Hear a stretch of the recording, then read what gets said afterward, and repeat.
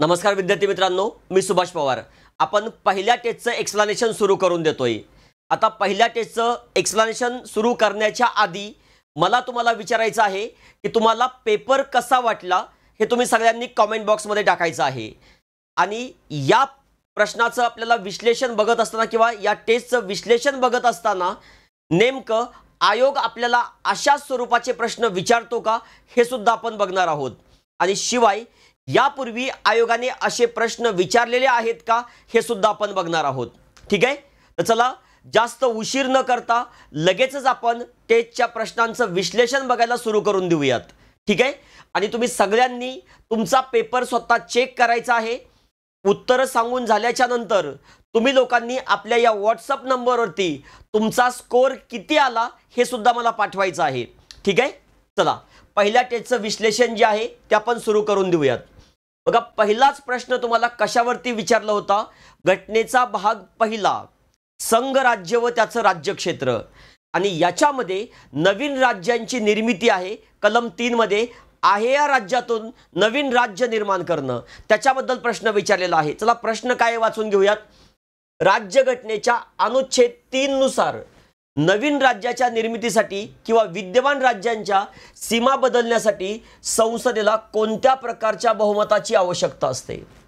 तर एक लक्षात घ्या, घटनेचं कलम 2 नवीन राज्य दाखल करून घेणे आणि कलम 3 आहे या राज्यातून नवीन राज्य निर्माण करणे, बघा या दोन्ही बाबतीत अधिकार संसदेला आहे। आणि कलम 4 मध्ये याच्याबद्दल एक विशेष तरतूद आहे। कलम 2 आणि 3 चा वापर करताना ज्यावेळी फक्त परिशिष्ट 1 आणि 4 यांच्यामध्येच बदल होतो, याच्या बाहेर कुठे घटनेत बदल होत नाही, अशा वेळेस साध्या बहुमतानेच ती घटनादुरुस्ती करायची आहे। म्हणजे ती एक प्रकारची घटनादुरुस्तीच असते, मात्र 368 च्या बाहेरची साध्या बहुमताने होणारी घटनादुरुस्ती। ठीक आहे, म्हणजे याचं उत्तर काय असणार आहे? साध्या बहुमताने। बघा, संपूर्ण सभागृहाचे बहुमत आणि 2/3 उपस्थित सदस्यांचं बहुमत, याचा अर्थ होतो विशेष बहुमत। याचा अर्थ होतो विशेष बहुमत। इथे विशेष बहुमत आहे का? नाही, विशेष बहुमत नाही। इथे काय आहे? साधं बहुमत। बघा, कलम 3 नुसार आहे या राज्याच्या नावामध्ये बदल करता येतो, सीमांमध्ये बदल करता येतो, क्षेत्र वाढवता येतं, क्षेत्र घटवता येतं। त्याच्यासोबत एका राज्याचं विभाजन करून 2 राज्य निर्माण केले जाऊ शकतात किंवा 2 राज्य एकत्र करून एक तिसरंच नवीन राज्य निर्माण केलं जाऊ शकतं। असं विधेयक लोकसभेमध्ये किंवा राज्यसभेत कोणत्याही ठिकाणी मांडलं जाऊ शकतं। मंत्री मांडू शकतो किंवा खाजगी सदस्य मांडू शकतो। आणि असं विधेयक मांडण्यापूर्वी राष्ट्रपतीची पूर्वसहमती आवश्यक असते। आणि राष्ट्रपतींनी विधेयक मांडायची परवानगी देण्यापूर्वी असं विधेयक संबंधित राज्याच्या विधिमंडळाकडे पाठवणं आवश्यक आहे। संबंधित राज्याच्या विधिमंडळाकडे पाठवणं आवश्यक आहे। संबंधित राज्याने होकार देऊ किंवा नकार देऊ तो राष्ट्रपतीवर बंधनकारक नाही। क्लिअर? आणि मग राष्ट्रपती स्वतः निर्णय घेतात की त्याला परवानगी द्यायची की नाही। एकदा का राष्ट्रपतींनी परवानगी दिली तर संसद साध्या बहुमताने विधेयक पास करून काय करत असते? नवीन राज्य निर्माण करत असते किंवा नवीन राज्य एखाद्या राज्याचं नाव चेंज करू शकत असते, राज्याच्या सीमा बदल करू शकत असते। चला सगळ्यांना याचं उत्तर आलेलं आहे। ठीक आहे, बघा कलम 3 शी संबंधित एक घटनादुरुस्ती पण आहे, 5वी घटनादुरुस्ती 1955। 5वी घटनादुरुस्ती 1955 काय आहे याच्यामध्ये? बघा, ज्या वेळेस असं विधेयक राष्ट्रपती राज्याकडे पाठवतात तेव्हा राज्याने आपलं मत किती दिवसाच्या आत कळवावं हे घटनेत नमूद केलेलं नव्हतं। आणि मग 5वी घटनादुरुस्ती 1955 ने ते ठरवण्याचा अधिकार कुणाला दिलेला आहे? राज्यपालांना, राष्ट्रपतींना। राष्ट्रपती जेव्हा ते विधेयक राज्याकडे पाठवतात तेव्हाच त्याच्यामध्ये मेन्शन करत असतात की राज्याने किती दिवसाच्या आत ते विधेयक माघारी पाठवायचं आहे। क्लिअर सगळ्यांना? चला, आय होप सगळ्यांना याचं उत्तर आलेलं असेल। चला पुढचा प्रश्न काय आहे बघा, राष्ट्रपती आणि राज्यपाल यांच्या क्षमादानाच्या अधिकारात, पार्डनिंग पॉवरमध्ये खालीलपैकी कोणता महत्त्वाचा फरक आहे ज्याच्यावरती आपल्याला वारंवार प्रश्न विचारला जातो? बघा, राष्ट्रपतींचा क्षमादानाचा अधिकार कोणत्या कलमामध्ये आहे? राष्ट्रपतींचा क्षमादानाचा अधिकार 72 मध्ये आहे। आणि राज्यपालांचा कोणत्या कलमामध्ये आहे? 161 मध्ये आहे. बघा, तुम्ही दयेचा अर्ज किंवा क्षमादानाचा अर्ज मर्सी पिटिशन केव्हा दाखल करू शकता? ज्या वेळेस तुम्ही न्यायिक प्रोसिजरमधून बाहेर पडलेलं असता. बघा, ज्या वेळेस कायदा केंद्राचा आहे तेव्हा दयेचा अर्ज राष्ट्रपतीकडे करायचा आहे, आणि जेव्हा कायदा राज्याचा आहे अशा वेळेस तुम्हाला कुठे करायचा आहे? राज्यपालाकडे. मात्र ज्या वेळेस तुम्हाला शिक्षा लष्करी न्यायालयाने सुनावलेली असेल त्यावेळेस सुद्धा कोणाकडे करायचं आहे? राष्ट्रपतीकडे करायचं आहे. आणि मृत्यूदंडाच्या शिक्षेबाबत असेल तेव्हा सुद्धा तुम्हाला राष्ट्रपतीकडे दयेचा अर्ज करायचा आहे. क्लिअर सगळ्यांना? दयेचा अर्ज लिखित स्वरूपातच करावा लागतो. एकदा फेटाळल्यानंतर पुन्हा दयेचा अर्ज करता येणार नाही. येतं लक्षात? चला आता बघून घेऊयात काही गोष्टी आपल्याला. बघा, राज्यपालांचा क्षमादानाचा अधिकार राष्ट्रपतींपेक्षा व्यापक आहे नाही, म्हणजे हे विधानच चुकीचं आहे. राज्यपाल लष्करी न्यायालयाने दिलेल्या शिक्षेवर क्षमादान करू शकतात? नाही. राज्यपाल करू शकतात का? राष्ट्रपती करू शकतात. क्लिअर सगळ्यांना? राष्ट्रपती केवळ केंद्रीय कायद्याविरुद्धच्या गुन्ह्यासाठी क्षमादान देऊ शकतात. हे विधानच चुकीचं आहे.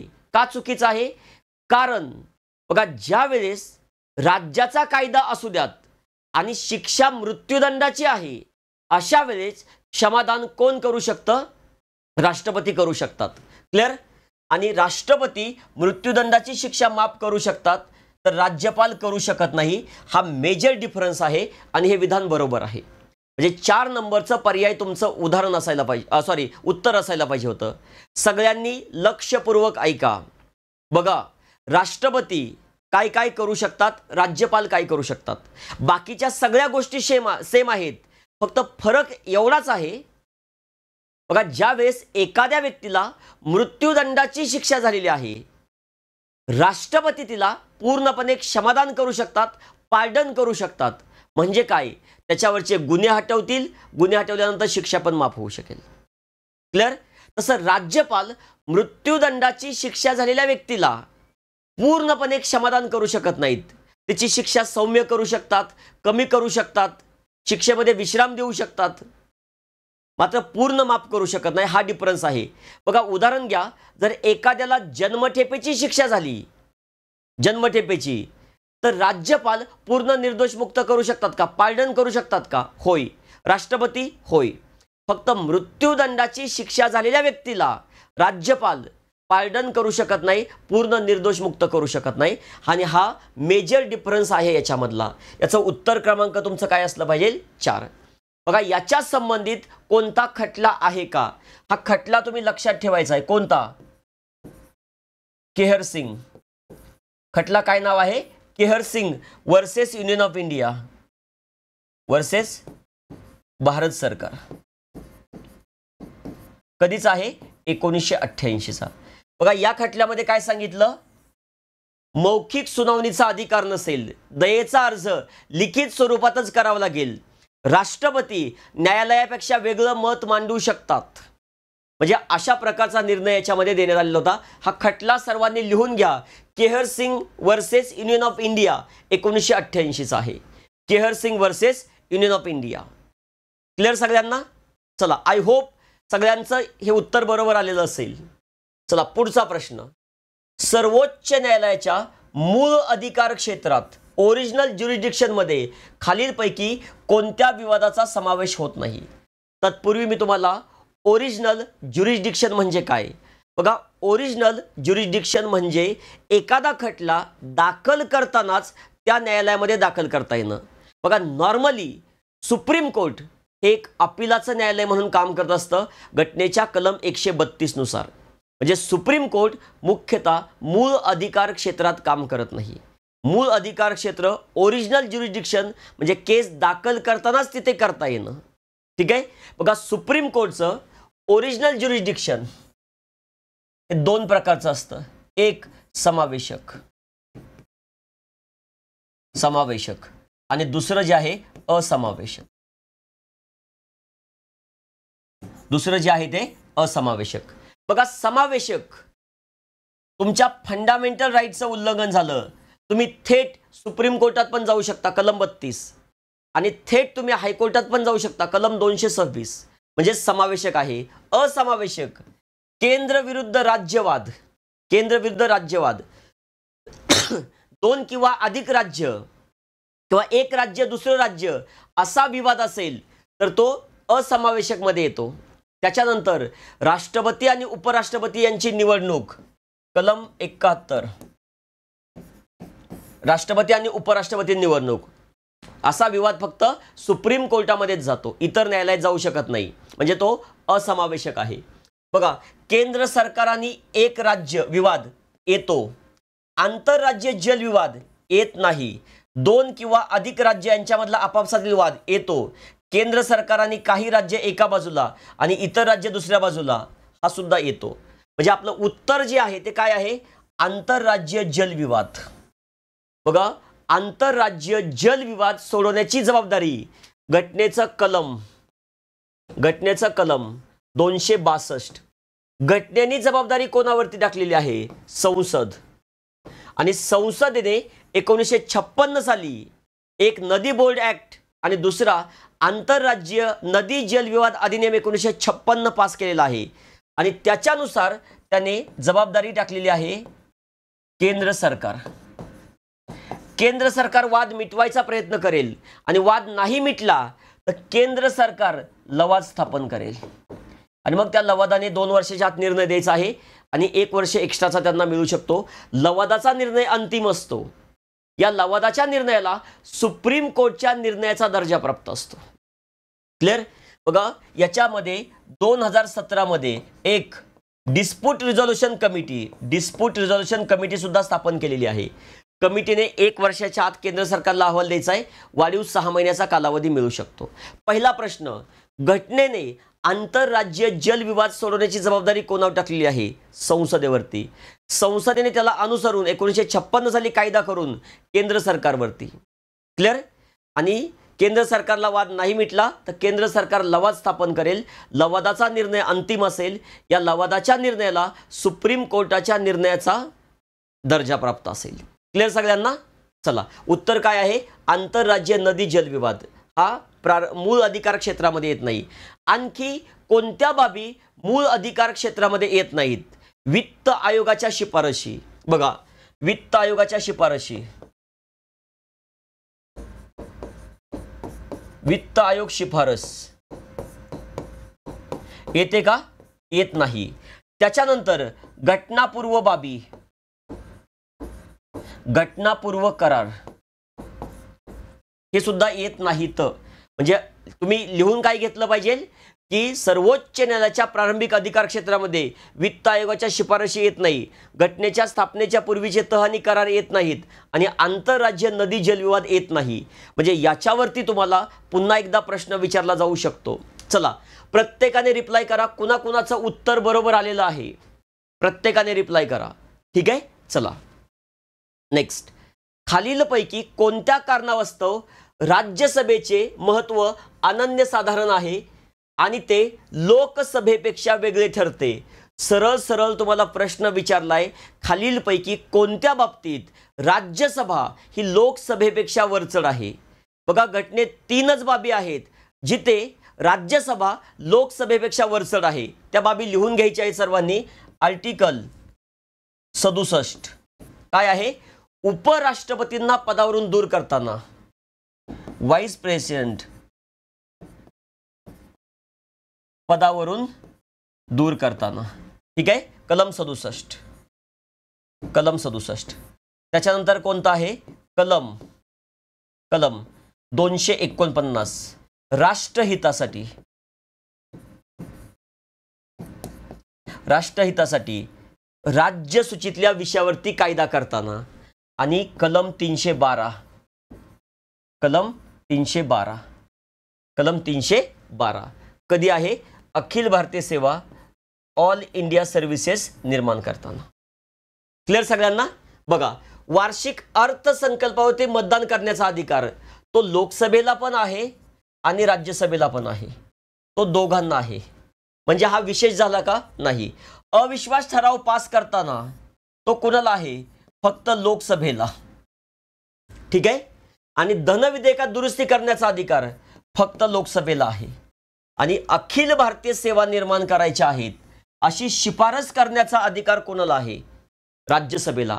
आणि राज्यसभेने शिफारस केल्याच्या नंतर बघा, राज्यसभेने अशी शिफारस कशी करायची आहे? प्रेझेंट अँड वोटिंगच्या 2/3 बहुमताने. आणि त्याच्यानंतर संसद कायदा करेल. अखिल भारतीय सेवा. तुम्ही म्हणणार सर मग एवढं अनन्यसाधारण का महत्व आहे? कारण आहे त्याला. अखिल भारतीय सेवा या संघ राज्य तत्वाचं उल्लंघन करतात. अखिल भारतीय सेवा या संघ राज्य तत्वाचं उल्लंघन करतात आणि म्हणून त्याच्या बाबतीत राज्यसभेला अधिकार दिलेला आहे. क्लिअर सगळ्यांना?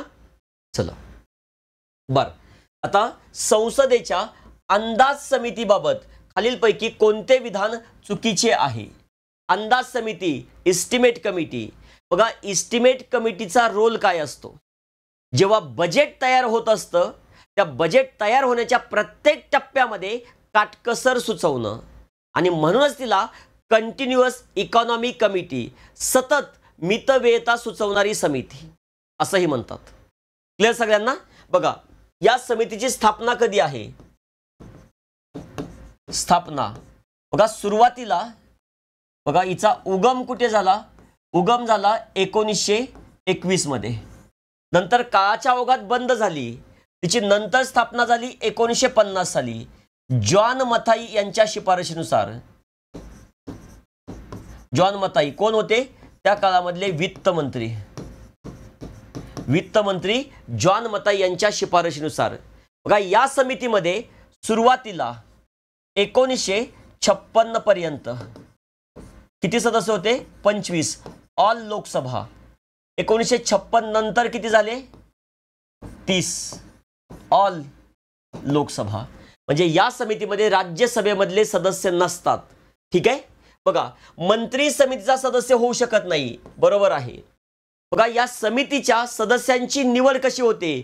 एकल संक्रमणीय मताच्या पद्धतीने. या समितीचा अध्यक्ष कोण निवडतं? लोकसभेचे अध्यक्ष साधारणपणे सरकारी पक्षामधला असतो. ब्रिटनमध्ये अंदाज समितीचा अध्यक्ष हा विरोधी पक्षातला असतो. मंत्री समितीचा सदस्य होऊ शकत नाही. एखादा समितीचा सदस्य मंत्री झाला तर त्याची समितीमधली जागा रिक्त होते. क्लिअर? बघा, या समितीला सतत आर्थिक काटकसर समिती, कंटिन्युअस इकॉनॉमी कमिटी किंवा सतत मितव्ययता सुचवणारी समिती असंही म्हटलं जातं. बरोबर आहे. ही समिती सरकारी खर्चात काटकसर करण्याच्या पर्यायी धोरणांची शिफारस करू शकते. होय, म्हणजे पर्यायी धोरण सुद्धा सुचवू शकते. कशासाठी? काटकसर सुचवत असताना. ठीक आहे? आणि या समितीमध्ये लोकसभा आणि राज्यसभा दोन्ही सभागृहाचे सदस्य असतात. नाही. काय आहे? Only Rajya Sabha. Sorry, only Lok Sabha. राज्यसभेचे नसतात. बघा, मला तुम्हाला इथे महत्वाची गोष्ट सांगायची आहे. आता तुम्ही एवढाच अभ्यास केला आणि तुम्ही पेपरला गेला आणि तिथे तुम्हाला प्रश्न विचारलेला आहे, महाराष्ट्राच्या अंदाज समितीमध्ये फक्त विधानसभेमधले सदस्य असतात. चूक. आता मी तुम्हाला इथे सांगेल, महाराष्ट्रामधली अंदाज समिती, महाराष्ट्र अंदाज समिती,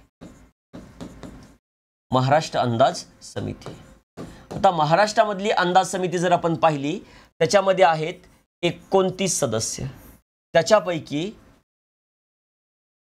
मॅक्स 6 कुठून आहेत? विधान परिषद. आणि 23 सदस्य कुठून आहेत? 23 विधानसभेमधून. हे तुम्ही लक्षात ठेवा. क्लिअर सगळ्यांना? म्हणजे तुमचा तिथे प्रश्न नाही चुकला पाहिजे. चला, याचं उत्तर काय आलं? 4 नंबरचा पर्याय, कारण मला चुकीचं विचारलेलं आहे. आय होप सगळ्यांना इथपर्यंत क्लिअर झालेलं असेल. पटपट रिप्लाय करा. इथपर्यंत क्लिअर आहे का? प्रत्येकाने रिप्लाय करा. इथपर्यंत क्लिअर आहे का? चला, पुढचा प्रश्न रीड करून घ्या पटकन. चला बघा, काय प्रश्न विचारलाय तुम्हाला? 44व्या घटनादुरुस्ती कायद्याने काय विचारलंय? 44व्या घटनादुरुस्ती कायद्याने राष्ट्रीय आणीबाणी घोषित करण्याच्या संदर्भात कोणता महत्त्वाचा बदल केला? बघा, आणीबाणीला संसदेची मंजुरी मिळवण्यासाठी 2 महिन्याचा कालावधी केला नाही. 2 महिन्यावरून किती केला? 1 महिना. मूळ किती होता? 2 महिने, त्याच्यावरून 1 महिना केला. म्हणजे पहिलं विधान काय आहे? चुकीचं आहे. पहिलं विधान काय आहे? चुकीचं आहे. पहिलं विधान चुकीचं. अंतर्गत अशांतता त्याच्याऐवजी सशस्त्र बंड हा शब्दप्रयोग वापरला. बरोबर आहे. आणीबाणीची घोषणा न्यायालयीन पुनर्विलोकनाच्या कक्षेतून काढून टाकले. हे कधी केलं? 38वी घटनादुरुस्ती 1975. हे कधी केलं? 38वी घटनादुरुस्ती 1975. उलट 44ने ती तरतूद काढून टाकली. 44ने ती तरतूद काढून टाकली आणि याच्या संबंधित आणीबाणीचं न्यायिक पुनर्विलोकन आहे याच्या संबंधित एक खटला आहे मिनर्वा मिल. या खटल्यामध्ये सुप्रीम कोर्टाने सांगितलं जर राष्ट्रीय आणीबाणी अतार्किक अयोग्य कारणासाठी लावलेली असेल तर त्याला न्यायिक पुनर्विलोकन लागू असेल. ठीक आहे. आणि राष्ट्रपतींना मंत्रिमंडळाच्या केवळ तोंडी सल्ल्यानुसार, मंत्रिमंडळाच्या नाही, ते शब्द टाकला कॅबिनेट 44ने, आणि तोंडी नाही लेखी सूचनेनंतरच, म्हणजे हे सुद्धा चुकीचं आहे. तुमचं उत्तर काय आहे? 2 नंबरचा पर्याय. बघा 42वी घटनादुरुस्ती 1976 काय केलं? राष्ट्रीय आणीबाणी संपूर्ण देशासोबतच देशाच्या एखाद्या भागासाठी सुद्धा लागू करता येईल. 38वी घटनादुरुस्ती देशामध्ये पहिली राष्ट्रीय आणीबाणी सुरू असताना दुसऱ्या कारणासाठी दुसरी लागू करता येईल. 38वी घटनादुरुस्ती 75 राष्ट्रीय आणीबाणीला न्यायिक पुनर्विलोकन लागू होणार नाही. 44वी घटनादुरुस्ती 1978 काय केलं? 2 महिन्याऐवजी 1 महिने, साध्या बहुमताच्या ऐवजी विशेष बहुमत. ठीक आहे. त्याच्यानंतर काय केलं? ज्या वेळेस राष्ट्रीय आणीबाणी अंतर्गत कारणासाठी लागलेली असेल, म्हणजे सशस्त्र उठाव, त्यावेळेस तुमच्या कलम 19 मधले मूलभूत हक्क निलंबित होणार नाहीत. क्लिअर? अशा प्रकारच्या तरतुदी केलेल्या आहेत. चला नेक्स्ट बघा. तत्पूर्वी मी तुम्हाला काय सांगतोय ते व्यवस्थित ऐका. आपल्या लोकराज्य अकॅडमीच्या ॲपवरती एक एम लक्ष्मीकांत पुस्तकावरती आधारित बॅच आहे. तुम्ही कालच्या गट क च्या मुख्य परीक्षेचा पेपर चेक केला तर त्याच्यामध्ये तुम्हाला 15च्या 15 प्रश्न तुम्हाला आपल्या बॅच मधून बघायला मिळतील, लाईन टू लाईन. बघा बॅच रेकॉर्डेड आहे, तुम्ही जाऊन चेक करू शकता आधीच्या तारखेला व्हिडिओ पडलेला आहे की नाही. ॲज इट इज प्रश्न आहेत. बघा तुम्ही राज्यसेवेची तयारी करत असू द्यात, कंबाईनची असू द्यात, गट ब क, पूर्व, मुख्य, इतर सरळ सेवा, तुम्हाला लक्ष्मीकांतच्या बाहेर प्रश्न जात नाही. आणि आपल्या बॅचच्या बाहेर तर जाणारच नाही, कारण लक्ष्मीकांत बुक प्लस राज्यघटना प्लस मार्केटमधले 3-4 पुस्तकं, आपलं पुस्तक, गव्हर्नमेंटच्या वेबसाईट, या सगळ्यांवरून डेटा कव्हर केलेला आहे. तुम्हाला याच्या बाहेर जाऊन काहीच करण्याची गरज पडणार नाही, काहीच करण्याची गरज पडणार नाही. क्लिअर सगळ्यांना? चला नेक्स्ट. चला हा प्रश्न सोडवलाय सगळ्यांनी. प्रश्न बघून घ्या एकदा. बघा काय प्रश्न विचारला होता. सर्वोच्च न्यायालयाच्या बाबतीत तुम्हाला प्रश्न विचारलाय. काय विचारलाय? सर्वोच्च न्यायालयाच्या बाबतीत खालील विधानांचा विचार करा. सर्व घटनात्मक खटले आणि कलम 143 अंतर्गत प्रेसिडेन्शियल रेफरन्स याच्यावरती निकाल देत असताना किमान 5 जजेसचा बेंच असला पाहिजे. होय, खटला घटनात्मक असेल. बघा कलम 145, कलम 145 सर्वोच्च न्यायालय आपल्या कामकाजाचा नियम बनवू शकतं. आणि त्याच्यामध्ये काय सांगितलंय? घटनात्मक खटला असेल तर 5 जजेसचा बेंच, आणि इतर सर्व सामान्य खटले असतील तर किमान 3 जजचा बेंच असला पाहिजे. इथे काय म्हटलंय? 1 जजचा बेंच. म्हणजे काय आहे तुम्हाला? फक्त अ बरोबर. घटनात्मक खटल्यांच्या बाबतीत किमान 5 जजेसचा बेंच असला पाहिजे, 5 जजेसचा बेंच, आणि सामान्य खटले असतील तर 3. सुप्रीम कोर्टचे सर्व निर्णय खुल्या वातावरणात दिले जातात. सुप्रीम कोर्टचं सर्व कामकाज इंग्रजी भाषेमध्येच चालतं, कारण 348ला अनुसरून संसदेने अजून कोणताही कायदा केलेला नाही. क्लिअर सर्वांना? चला चला काय म्हटलंय? 101व्या घटनादुरुस्तीने राज्यघटनेत खालीलपैकी कोणती महत्त्वपूर्ण तरतूद केली?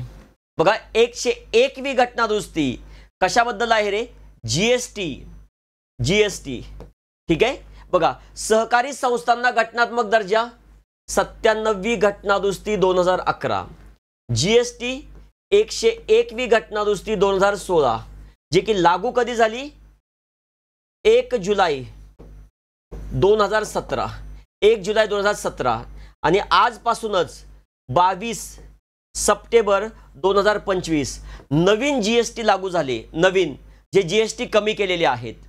ठीक आहे. पंचायत राज संस्थांमध्ये महिलांना 33% आरक्षण कधी?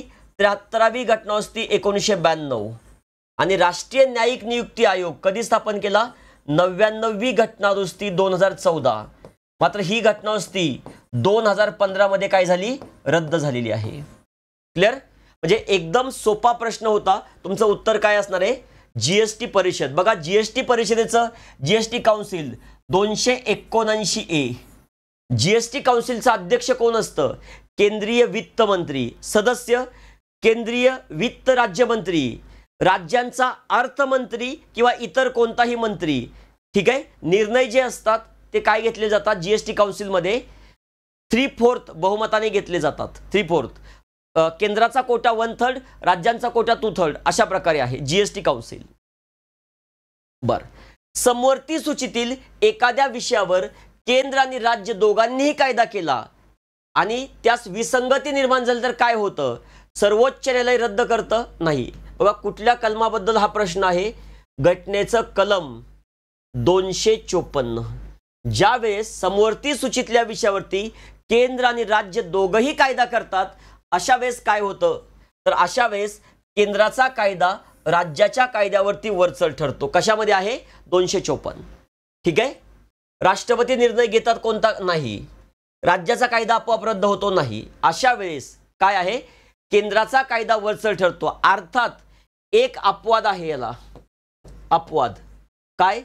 राज्याचा कायदा हा केंद्राच्या कायद्याच्या नंतरच्या तारखेला केला असेल आणि राज्याने ते विधेयक राष्ट्रपतीच्या विचारासाठी राखून ठेवलं असेल आणि त्याच्यावर जर राष्ट्रपतीची सही असेल तर त्या पर्टिक्युलर राज्यात फक्त राज्याचा कायदा वरचढ असतो. इतर सगळ्या परिस्थितीमध्ये संसदेचा कायदा हा राज्याच्या कायद्यावरती काय होत असतो? वरचढ होत असतो. ठीक आहे. 3 नंबरचा पर्याय. राज्यघटनेच्या 11व्या अनुसूचीमध्ये कोणत्या विषयाचा समावेश आहे? बघा तुम्हाला 29 विषयांची यादी आहे. ती यादी पाठ असली पाहिजे किंवा माहिती असली पाहिजे. त्याच्यामध्ये उच्च शिक्षण आहे का? नाही. रेल्वे नाही. मोठे उद्योग नाही. परंतु पक्क लक्षात ठेवा प्राथमिक शिक्षण आहे. बघा प्राथमिक शिक्षण आहे का? प्राथमिक शिक्षण आहे. प्राथमिक शिक्षण आहे. तांत्रिक शिक्षण आणि व्यावसायिक शिक्षण आहे का? होय. हे नेमकेपणाने लक्षात ठेवा. बऱ्याच वेळा असं वाटतं तांत्रिक प्रशिक्षण आणि व्यावसायिक शिक्षण नसेल, आहे. हे पक्क लक्षात ठेवा. क्लिअर सगळ्यांना? पुंची आयोगाची स्थापना कोणत्या विषयाचा अभ्यास करण्यासाठी झाली आहे? बँकिंग सुधारणा? नाही. दारिद्र्यमोपन? नाही. निवडणूक? नाही. केंद्र राज्य संबंध. खरं तर सरकारी आयोगाच्या शिफारशीनंतर सध्या केंद्र राज्य संबंध कसे आहे त्याच्यात काय बदल केला पाहिजे म्हणजे हा दुसरा प्रशासकीय सुधारणा आयोग म्हटलं तरी चालेल आपण, केंद्र राज्य संबंधाशी संबंधित. ठीक आहे. खरं तर दुसरा प्रशासकीय सुधारणा आयोग मोईली नावाचा आहे. ठीक आहे. मोईली. ठीक आहे. याला आपण काय म्हणूयात? केंद्र राज्य संबंधाशी संबंधित आयोग. ठीक आहे. किंवा केंद्र राज्य संबंध सुधारण्यासाठीचा आयोग. कधीच आहे? बघा याची स्थापना आहे 27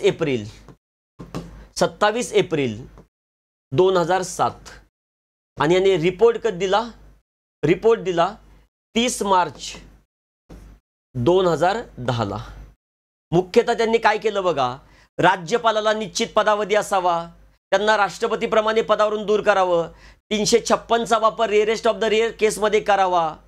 ठीक आहे. त्याच्यानंतर कोणत्याच पक्षाला बहुमत नसेल अशा वेळेस मुख्यमंत्री निवडीचा क्रम कसा असावा याच्याबद्दल महत्त्वाच्या सूचना केलेल्या आहेत. भविष्यात आणखी डिटेल प्रश्न आपण त्याच्याबद्दल बघणार आहोत.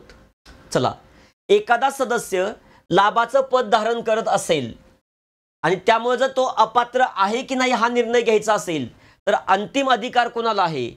तर याच्या बाबतीत अंतिम अधिकार आहे राष्ट्रपतींना. बघा घटनेचं कलम 103 काय आहे? की घटनेचं कलम 102 आणि रिप्रेझेंटेशन ऑफ पीपल ऍक्ट 1951 याच्यावरून एखादा सदस्य अपात्र आहे की नाही म्हणजे त्याच्यात लाभाचं पद पण येतं तर याच्यावरती अंतिम निर्णय घटनेच्या कलम 103 नुसार असेल राष्ट्रपतींचा, आणि राष्ट्रपती असा निर्णय इलेक्शन कमिशन ऑफ इंडियाच्या सल्ल्याने घेतील. अशा वेळेस इलेक्शन कमिशन ऑफ इंडियाने दिलेला सल्ला बंधनकारक असतो. ठीक आहे. बघा 102 मध्ये काय सांगितलंय, जर त्या व्यक्तीने लाभाचं पद धारण केलेलं असेल तर, ती व्यक्ती मनोविकल असेल तर, कोणत्याही कारणाने नागरिकत्व गेलेलं असेल तर, ठीक आहे, ती व्यक्ती दिवाळखोर असेल तर, आणि इतर कोणत्याही संसदीय कायद्याने अपात्र असेल तर, याच्यावरती अंतिम निर्णय कोणाचा आहे, 103 नुसार राष्ट्रपती इलेक्शन कमिशन ऑफ इंडियाच्या सल्ल्याने. पंतप्रधानाचा काही संबंध नाही. संबंधित सभागृहाचे अध्यक्ष यांचा असतो, परंतु पक्षांतर बंदी कायद्यावरून, पक्षांतर बंदी कायद्यावरून. मग कुणाचा असतो, सभागृहाच्या अध्यक्षाचा. सर्वोच्च न्यायालय काही संबंध नाही, त्यात अपील केली जाऊ शकते, पण निर्णय कोणाचा आहे, राष्ट्रपतीचा. 103 नंबरचा कलम. चला, मंत्रिमंडळाची सामूहिक जबाबदारी या तत्वाचा व्यावहारिक अर्थ काय होतो. बघा, मंत्रिमंडळाचा कोणताही निर्णय हा संपूर्ण मंत्रिमंडळाचा निर्णय मानला जातो आणि सर्व मंत्र्यांनी त्याचं समर्थन करणे बंधनकारक असते. बरोबर आहे. याचाच अर्थ आहे कलेक्टिव्ह रिस्पॉन्सिबिलिटी. आणि जर एखाद्या मंत्र्याला तो निर्णय मान्य नसेल तर अपेक्षा असते त्याने गप्प बसावं, आणि दुसरी अपेक्षा असते गप्प नसेल बसायचं तर त्याने राजीनामा देऊन मंत्रिमंडळ सोडावं. म्हणजेच कलेक्टिव्ह रिस्पॉन्सिबिलिटी याचा अर्थ आहे मंत्रिमंडळामधले कोणतेही वादविवाद बाहेर आले नाही पाहिजेत. ठीक आहे. प्रत्येक मंत्री केवळ स्वतःच्या विभागाच्या नाही असं नाही, मंत्री फक्त स्वतःच्या विभागापुरता मर्यादित असतो असं नाही, जबाबदार असतो असं नाही. पंतप्रधानाच्या निर्णयासाठी केवळ पंतप्रधान लोकसभेला जबाबदार असतात नाही, मंत्रिमंडळ जबाबदार असतं, आणि मंत्रिमंडळाचे सर्व निर्णय एकमताने घेतले जातात असं पण काही नाहीये. तुम्हाला प्रश्न काय विचारलाय बघा, सामूहिक जबाबदारी म्हणजे काय.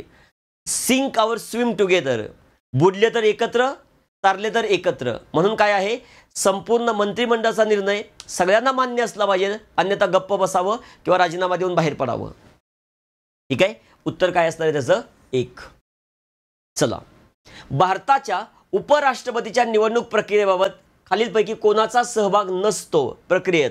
राज्यसभेचे नामनिर्देशित असतो, लोकसभेचे निर्वाचित असतो, राज्य विधानसभेचे नसतात, राज्यसभेचे निर्वाचित असतात. हे राष्ट्रपतीच्या निवडणुकीमध्ये असतात, उपराष्ट्रपतीच्या नाही.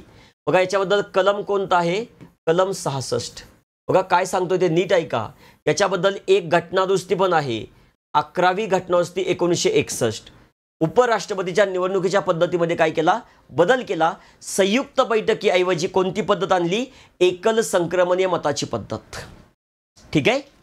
चला, भारतीय राज्यघटनेनुसार कायद्याने प्रस्थापित पद्धती, प्रोसिजर इस्टॅब्लिश्ड बाय लॉ, आणि कायद्याची योग्य प्रक्रिया यात काय फरक आहे, याच्यात काय फरक आहे. ठीक आहे. काय फरक आहे तर बघा, कायद्याची योग्य प्रक्रिया ही संकल्पना फक्त दिवाणी न्यायालयांसाठी आहे, काहीही संबंध नाही. दोन्ही संकल्पना पूर्णपणे समान आहेत, नाही पूर्णपणे समान नाहीत. बघा, कायद्याची प्रस्थापित पद्धती म्हणजे न्यायालयीन पुनर्विलोकनाचा वापर करताना न्यायालय फक्त पद्धत चेक करू शकतं, लोकसभेत बिल मांडलंय का, राज्यसभेत मांडलंय का, राष्ट्रपतींनी सही केले का, कायद्याच्या आतल्या तरतुदी चेक करू शकत नाही. मात्र ज्यावेळेस आपण कायद्याची योग्य प्रक्रिया म्हणतो, जे अमेरिकन प्रिन्सिपल आहे, त्याच्यात प्रोसिजर पण चेक केली जाते आणि कायद्याची योग्यता आतल्या तरतुदी पण चेक केल्या जातात. हा डिफरन्स आहे. बघा, कायद्याने प्रस्थापित पद्धती केवळ कायदा करण्याची पद्धत तपासते, तर कायद्याची योग्य प्रक्रिया कायद्याची वाजविकता म्हणजे योग्यता आणि न्यायता देखील तपासते. बरोबर आहे. म्हणजे 3 नंबरचा पर्याय तुमचं उत्तर असलं पाहिजे. आणि भारतात केवळ कायद्याची योग्य प्रक्रिया आहे का, नाही. बघा, घटनेच्या कलम 21 मध्ये आजही प्रस्थापित पद्धती आहे. मात्र एक खटला लक्षात ठेवायचा आहे, मनेका गांधी खटला. मनेका गांधी कधीच आहे, 1978. त्याने काय सांगितलं, दोघांचा अर्थ एकच होतो, दोघांचा अर्थ एकच होतो. क्लिअर सगळ्यांना. चला, प्रत्येकाने कॉमेंट बॉक्समध्ये सांगायचं आहे तुमचे किती प्रश्न बरोबर आले. सगळे प्रश्न आपले अशाच दर्जाचे राहतील, तुम्हाला विचार करायला भाग पाडतील. बघा मी काय सांगतोय ते नीट ऐका.